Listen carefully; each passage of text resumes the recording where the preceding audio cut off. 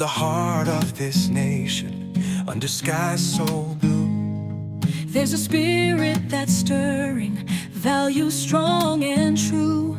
From the mountains to the prairies, from the cities to the sea, we stand for liberty, for faith and family. We're diving deep into the heart of what we believe. Welcome to the Deep Dive. Today we're jumping into a really significant Supreme Court ruling. One that definitely sits at the crossroads of some heated social and medical debates. That's right. And our goal here, our mission for this deep dive, is to really unpack the main arguments from the decision. We especially want to focus on Justice Clarence Thomas's concurring opinion. It's quite unique, and it directly tackles this whole idea of expert consensus. Absolutely. And the material we're drawing from today, it's based on excerpts from a PJ Media article. Now, this article has a very, very strong perspective, which is, pretty clear even from its title. Justice Thomas destroyed the experts who support mutilating children. Okay. So, just to be clear, we'll be pulling out the key arguments and the specific takes presented in that article. We're guiding you through its interpretation of this legal moment. Got it. So we're looking at the ruling through the lens of this particular source. Okay, let's unpack the ruling itself first. The headline outcome is that the Supreme Court upheld Tennessee's ban on certain types of gender-affirming care for minors. Mm-hmm. This was in the case United States v. Skrmetti, and it was a 6-3 decision. And just for clarity, when we say gender-affirming care in this context, the ruling and the Tennessee ban were specifically about things like puberty blockers, cross-sex hormones, and certain surgeries for people under 18. Right, those specific interventions.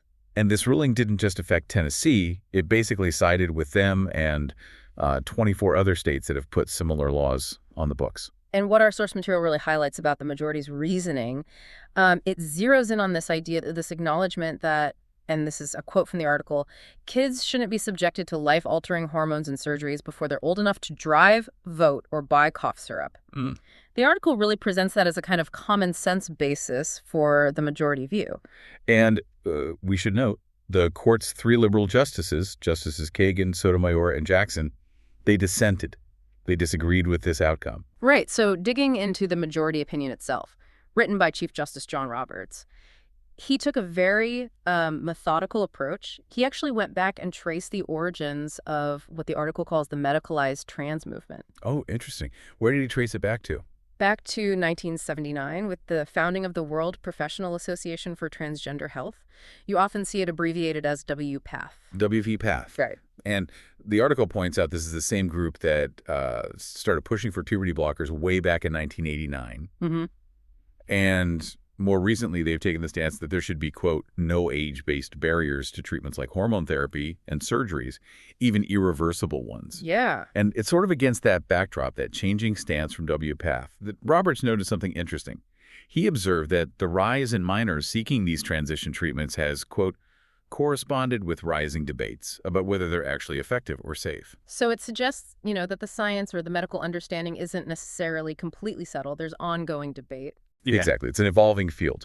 So Roberts is laying out this history, this context. But one of the big arguments against bans like Tennessee's is always about discrimination. How did Roberts tackle that? Did he address the claim that the law discriminates based on sex? He did, yeah. Directly. Yeah. The article explains he dismantled the ACLU's argument on that front. Roberts stated pretty clearly that the Tennessee law bans these specific treatments, these drugs and surgeries, regardless of whether the child is biologically male or female. His point was the law makes a distinction based on the diagnosis, in this case, gender dysphoria, not on the child's sex. So in other words, it's banning a specific medical treatment for minors with that diagnosis, not targeting a gender identity. I see. So the distinction is crucial. Mm-hmm. Diagnosis, not sex. Treatment, not gender.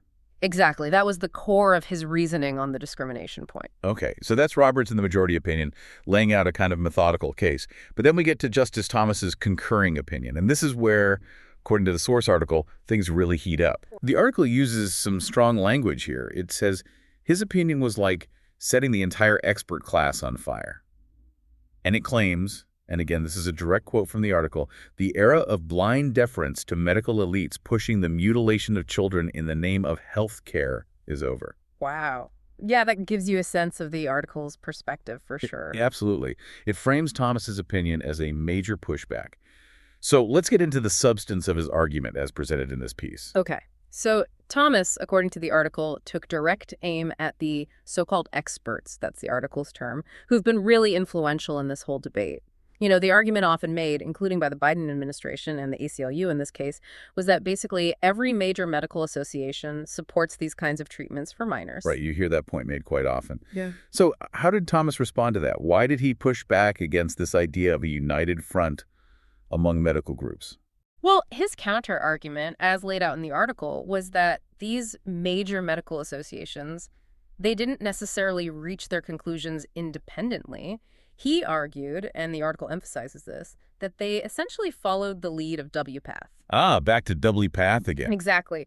And the article characterizes WPATH itself as, quote, scandal-plagued, and claims it has repeatedly pushed, quote, radical policies grounded not in science but ideology. So Thomas is questioning the foundation of that claimed consensus. Okay, so he's questioning the source of the consensus, suggesting it traces back to this one group, WPATH, which the article portrays very negatively. Did he offer more specific reasons why the court shouldn't just accept this expert consensus at face value? He did. The article highlights four, what it presents as devastating reasons, basically four core arguments from Thomas about why courts and legislatures shouldn't just blindly defer to experts in this area. Okay, let's break those down. What's the first one? First, Thomas asserts that, quote, so-called experts have no license to countermand the wisdom, fairness, or logic of legislative choices. Basically, experts don't get to overrule democratic decisions just because they're experts. Well, okay, legislative authority comes first. What's the second reason? Second, he directly challenged the idea of consensus itself. He argued, quote, contrary to the representations, there is no medical consensus on how best to treat gender dysphoria in children.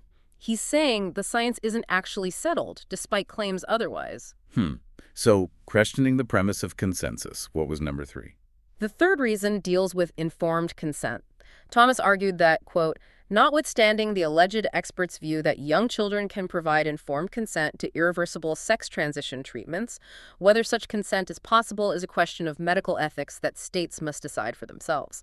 So the capacity for minors to consent to irreversible procedures isn't just a medical question, but an ethical one for states to wrestle with. Exactly. It's an ethical and legal determination, not purely a medical one dictated by experts.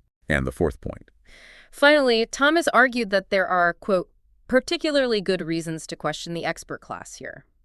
He pointed to what the article calls recent revelations, suggesting that some leading voices in this field have, quote, relied on questionable evidence and have allowed ideology to influence their medical guidance. So questioning the reliability and objectivity of the experts themselves in this specific context. Right. He's suggesting potential bias or ideological influence. So taken together, these 4 points, as presented by the source, form a really strong argument for why the democratic process through state legislatures should have the final say, rather than deferring automatically to expert bodies, especially when ethics and potential harms are involved. It's a powerful message Thomas is sending, as the article frames it. It really emphasizes this idea that, quote, the American people and their representatives are entitled to disagree with those who hold themselves out as experts. He was very direct. The article pulls out more quotes, like Thomas stating that the views of self-proclaimed experts do not shed light on the meaning of the Constitution, and critically, whether major medical organizations agree with the result of Tennessee's democratic process is irrelevant. Irrelevant to the constitutional question and the democratic outcome. That's the argument. And the article we're using, it sums up Thomas's point quite bluntly. It offers its own translation, stating Thomas is essentially saying the American people don't have to bow to activists in lab coats. Yeah, that phrasing really captures the article's strongly critical take on the role of these expert organizations. Definitely shows the source's perspective. And ultimately, the source presents this whole Supreme Court decision, particularly Thomas's contribution, as a major turning point. It uses words like affirming sanity, challenging the expert narratives. The article concludes, in its view, the court effectively told the expert class they don't get to play God with children's bodies. Okay, so a very strong interpretation from our source material, portraying this as a landmark moment, challenging expert authority in this domain. So wrapping this up, what does this deep dive really tell us? What's the takeaway for you, the listener? Well, I think It seems clear we're looking at a really significant legal decision. It's not just about healthcare policy for minors, which is obviously huge in itself, but it also, perhaps more fundamentally, forces a conversation about the role and the authority of expert opinion within our democratic system. Yeah, exactly. Thomas's concurrence, especially as highlighted by this article, really puts that question front and center. It's this intersection of law, medicine, ethics, and, well, democracy. A challenge to what's often presented as a settled science or consensus in policy debates. Definitely. And that leads to a final thought, perhaps, for you to mull over. If we take Justice Thomas's arguments seriously, this idea about questioning, or at least not blindly deferring to expert consensus in policymaking, what does that mean for other public debates? Does this ruling encourage or maybe even require a more critical look at expertise across the board? And, what kind of responsibility does that put on all of us as individuals when we're trying to navigate really complex information and decide who and what to trust? That's a really interesting question to end on. Food for thought.